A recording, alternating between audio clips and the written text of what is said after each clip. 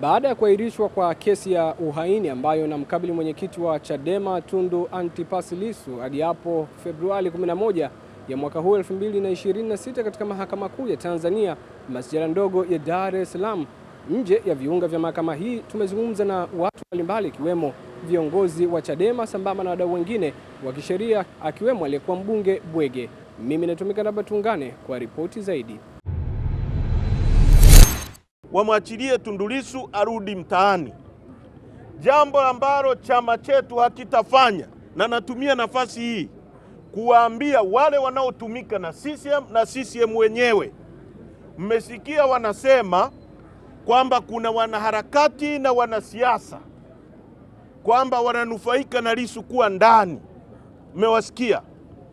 Hawa ni watu wanaotumiwa na CCM, kwa sababu hakuna mwanaharakati ambaye amefungua au aliyelalamika kwa hii kesi.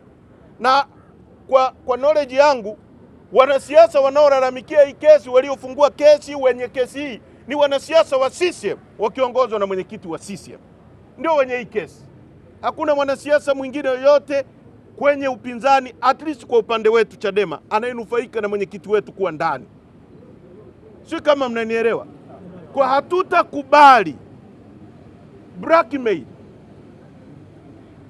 Hii kesi wanataka kuitumia kama blackmail, kwamba wamemkamata mwenyekiti, wanakaa naye, alafu wanatengeneza masharti kwamba fanya hivi. Mara ya kwanza walisema kubali tukuachie uondoke nchini uende Ulaya.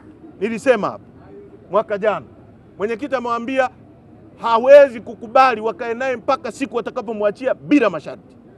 Sasa wanatumia hii wakifikiri kwamba wanatulazimisha kwamba tukubaliane na maagizo yao ya uongo, au na makubaliano yao ya uongo, au na kitu wanachoita maridhiano ya uongo, kwamba kubalini, kwamba si nini, tumwachie Lissu. Hatutakubali Lissu kuachiwa kwa masharti. Hili nataka niliweke wazi na kila mtu ajue. Lissu alikamatwa kwa uongo, aachiwe bila masharti yoyote, arudi barabarani, na CCM waache uoga, tukutane nao mbele ya wananchi mtu kwa mtu, na wananchi waamue nani wanataka waongozi. Tunaelewana vizuri kwamba hakuna masharti ya aina yoyote tutakayokubali. Chadema ni oksijeni kwa kila mtu kwenye nchi hii. Kimevuka kuwa chama kikuu cha upinzani, ni chama kikuu cha siasa Tanzania. Si kama mnalielewa hii? Ndio chama kikuu cha upinzani, kwa sababu ndio chama pekee kilichopo kwenye nchi hii. Ndio maana wanachama wetu wanaweza kusafiri. Nimeona watu kutoka Sumbawanga, everywhere wako hapa, kwa sababu ya namna ambayo chama chetu kimeisha jijenga na kina upendo wa hali ya juu. Kwa hiyo nimetaka niyaseme hayo, kwamba hatutakubali masharti ya aina yoyote, hatutakubali blackmail ya aina yoyote. Tunachotaka ni free Tundu Lissu. Mwenyekiti wetu aachiwe bila masharti, chama chetu kifunguliwe. Kwa mbunge kwa tiketi ya chama cha wananchi CUF. Mheshimiwa Tundu Lissu nimekaa naye bungeni kwa muda wa miaka 10. Kwa hiyo namuelewa sana. Kwa hiyo mimi nimekuja leo hapa, namshukuru Mwenyezi Mungu, nimekuja hapa leo. Nilikuwa ninaumwa, lakini kwa leo hali yangu nilikuwa nayo, nimeona nije kuhudhuria katika kesi ya Mheshimiwa Tundu Lissu. Nimefurahi sana, na ninawaambia Watanzania wote, na waomba Watanzania wote tumuunge mkono Mheshimiwa Tundu Lissu. Na waomba dini zote, mashehe wote, mafadili wote, tumwombe Mwenyezi Mungu Tundu Lissu ashinde kesi na endelee mapambano, aluta continue. Tunaamini kabisa kwamba kesi yake ni kesi ya kubambikiwa, sio kesi ya haki.